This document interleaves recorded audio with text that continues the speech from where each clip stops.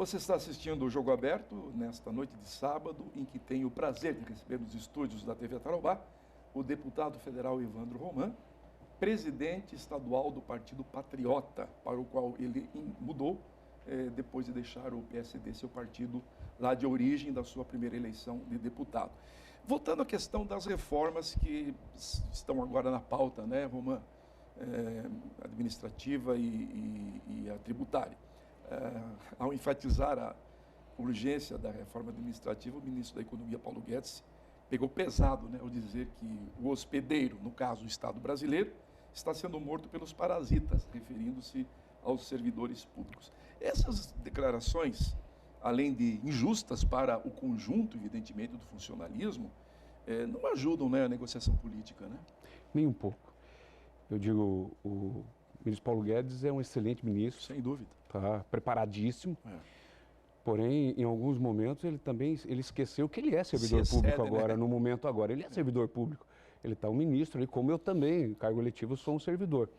E ele pegou, talvez, uma fatia de menos de 10% dos servidores públicos que têm esses altos salários. Que gozam de direitos, de privilégios. E que nós sabemos. E que acumulam salários com ações judiciais, né, com penduricários que chamam, né? Absurdo que ocorre muitas vezes. Em todos os poderes, não podemos só apontar o dedo para o judiciário. Em todos os poderes ocorrem esses absurdos. Mas isso não chega a 10%.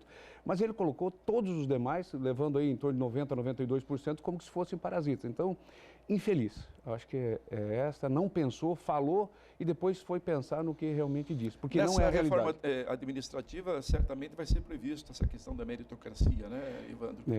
Promoção por mérito, o fim da estabilidade para muitas carreiras também. É um momento para isso, não suporta mais essa estabilidade. A qualquer custo. A qualquer custo. Muitas vezes eu falo que, como secretário, eu tinha situações que o servidor não produzia, não tinha como produzir, eu tinha que manter ele. Então, isso não é possível, tá? Então, mas, repito, é uma margem muito pequena. Roman, na reforma tributária, você acha que vai pender para, vai se encaminhar para a adoção de um imposto chamado imposto único, que eles chamam, lá na ponta do consumo? Qual será, evidentemente, uma reforma tributária, ela é cheia de detalhes, né? Ele vai ter um prazo de implantação, ninguém pensa que vai entrar em vigor imediatamente, vai ter um longo prazo, mas se encaminha para se adotar o chamado imposto único? Eu reuni aí de 5 a 6 impostos no imposto único. O imposto federal, estadual e municipal, tudo em um só, dadas as devidas fatias, que é a grande proposta do deputado Baleia Rossi. É a grande proposta que o Baleia hoje tem e que é apoiada pela Câmara dos Deputados. Então, eu diria que se isso ocorrer, nós vamos ter, acho que, uma divisão muito grande, porque a dificuldade hoje, muitas vezes, o cidadão não sabe quanto ele paga de imposto, o empresário não sabe no final realmente, porque se ele tira para fora do Estado é um valor, conforme o Estado é outro, então unificar. E só o fato de simplificar também a cobrança de impostos, né, unificação, não necessariamente se esperando que vai ter uma redução, que isso é muito difícil neste momento, né? O país tem problema de déficit nas contas públicas, as empresas vão economizar, né, com essa simplificação, né? E aumenta... A quantidade de funcionário que tem só cuidando de pagamento de imposto. E aumentando isso, diminuindo a carga tributária, gera empregos, gera desenvolvimento, é isso que o Brasil quer. E o presidente Bolsonaro está com uma linha muito boa, ele quer menos Brasília, mais estados e municípios. Então, que é o princípio... Falando nisso, pegando o gancho, será uma grande oportunidade, se fala nisso, a reforma tributária, de rediscutir o chamado Pacto Federativo e estabelecer um novo sistema, né, de partilha dos recursos entre a União, os estados e os municípios, né? Por exemplo, tem uma proposta nessa PEC do Pacto Federativo, que é proposto pelo governo, de municípios municípios com menos de 5 mil habitantes e arrecadação própria inferior a 10%, né, serem incorporados por municípios maiores. Você acha que isso aí passa? Não. Gerou uma grande confusão política, né? Primeiro é uma proposta oferecida pelo senador Oriol Visto, que tem meu respeito, mas eu não concordo com a linha dele em hipótese alguma. Eu visualizo que o município não é feito para dar lucro, o município não tem débito, crédito, o município existem pessoas com necessidades que estão lá. O que precisa é enxugar a máquina dos municípios. Enxugar a máquina, a questão está na gestão. Porque se nós formos nessa linha, a linha de raciocínio do senador Oriol Visto, assim, então vamos começar pelo Nordeste. Dos nove municípios do Nordeste que nós temos, lá 9 estados? Isso, dos 9 estados do Nordeste, 6 irão sumir, porque só é autossuficiente Bahia, Pernambuco e Ceará, e ainda com muitas dificuldades. Então você chega para Alagoas e diz, olha, vocês vão se unir à Bahia, Sergipe vai pertencer à Bahia, Piauí... Inviável, né? Politicamente, socialmente, historicamente. Então, se é a linha da economia, vamos começar por cima. Vamos começar por lá. Agora, imagina o cidadão que nasceu em Santa Lúcia, aqui do lado, e ele vai ter que voltar a ser incorporado a Capitão Leônidas das Marques.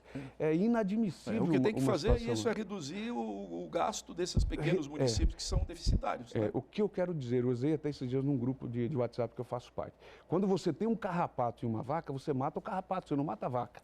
Então você tem que matar o carrapato. O carrapato é a má gestão. O carrapato é a má gestão. Como trazer isso para a realidade?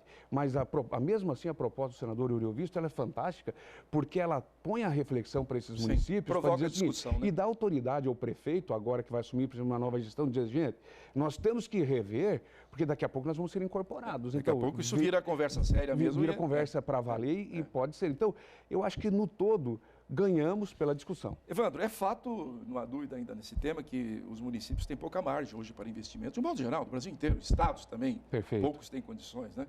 Cascavel é um bom exemplo, né? Só está fazendo obras graças a financiamento lá do BID, né? Ajuda do governo e do estado, do governo federal, né? Já falei, tem o caso das obras do BID, além de outras que, aliás, tiveram a sua participação direta na obtenção de recursos em Brasília, ou junto a Itaipu. Então, esse pacto federativo, essa redistribuição melhor, mais equilibrada dos impostos, pode ajudar os municípios a terem mais caixa, né? Capacidade de investimento. Caio, nós trouxemos para Cascavel, ponto a ponto, 161 milhões de reais em 4 anos. Então, é muito mais que o próprio recurso que agora o prefeito está indo buscar junto ao Fomplata, que é em torno de 30, 32 milhões de dólares, não sei preciso o número. Então, essa redistribuição que você acaba fazendo vai dar um potencial maior aos municípios. Mas os municípios também vão ter que entender que tem que enxugar a máquina. Você não pode chegar a ter um município com limite prudencial, que o que é o limite prudencial? Você gastar com o custeio do município acima de 50%. É impossível isso, tem que ficar na casa do máximo 40%. Agora, como fazer isso? É colocar o dedo na ferida, enfrentar realmente as corporações com sabedoria. E daí você consegue trazer os recursos. Veja, Cascavel, as estradas rurais que nós trouxemos os recursos pela Itaipu, todas as estradas rurais que hoje estão sendo colocadas foram recursos que nós articulamos junto à Itaipu. O Ecopark, que tem as questões de saúde, muitos dizem, mas é recurso de Itaipu. Mas tenta buscar hoje na Itaipu. Foi por força política que nós agimos lá e conseguimos trazer em 2 anos e meio esses recursos para Cascavel. Somados hoje entre emendas parlamentares, articulação junto à Itaipu, 161 milhões de reais. Então, é dinheiro público investido aqui, sem buscar empréstimo.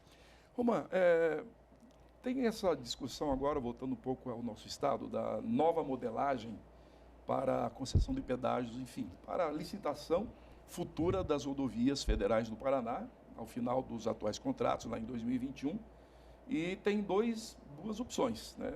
Vence, pela outorga onerosa, vence quem pegar a maior quantia, pagar a maior quantia ao governo, e não quem oferecer a cobrança de tarifa de menor valor nas praças de pedágio.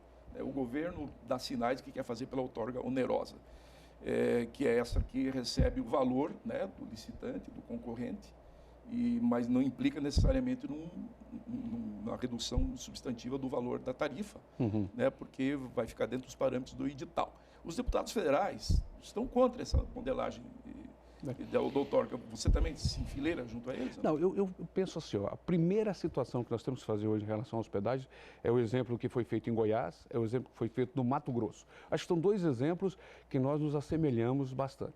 Qual é? Primeiro você faz, depois você cobra.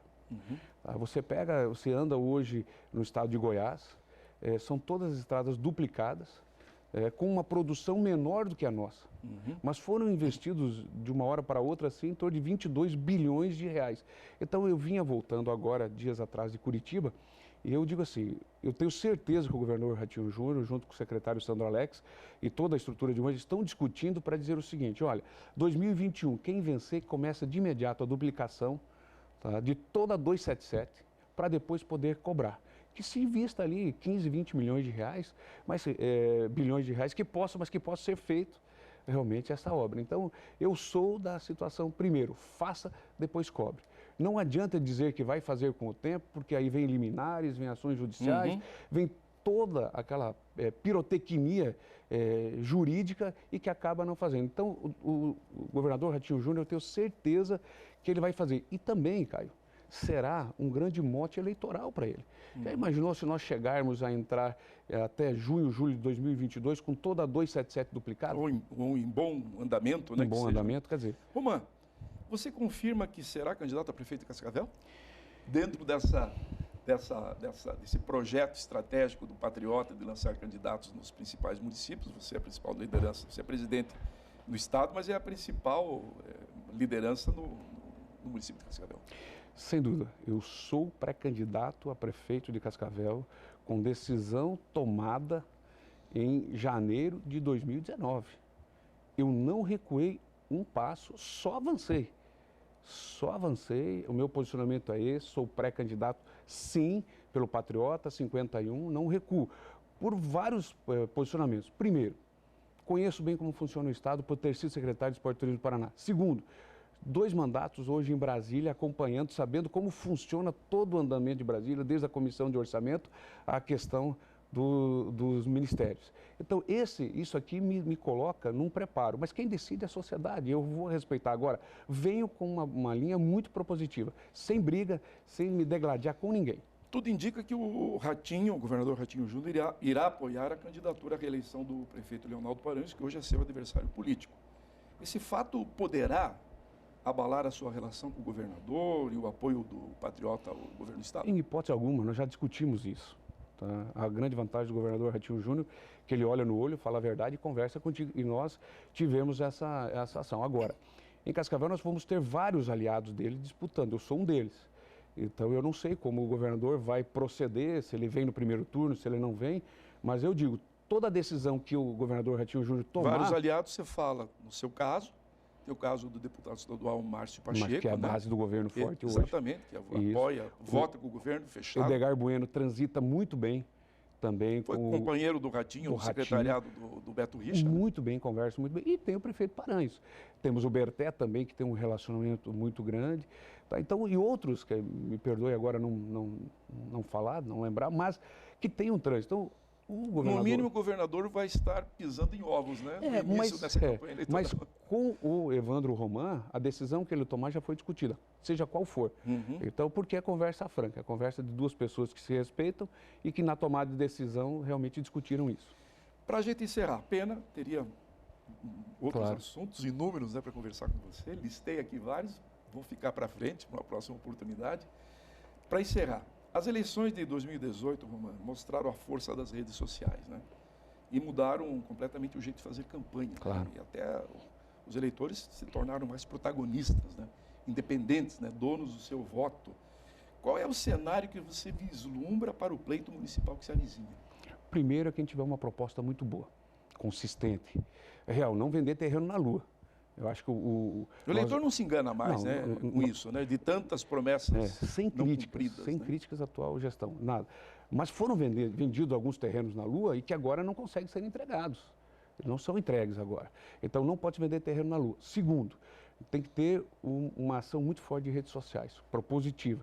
E a segunda, acho que os debates, quem for mentalmente forte para os debates, terá realmente, porque é onde define. Você tem a polarização de a escolha desse, daquilo, mas chega no momento nos últimos 10 dias de uma campanha, você tem as pesquisas, você tem 70% que não definiu o seu candidato. Sim.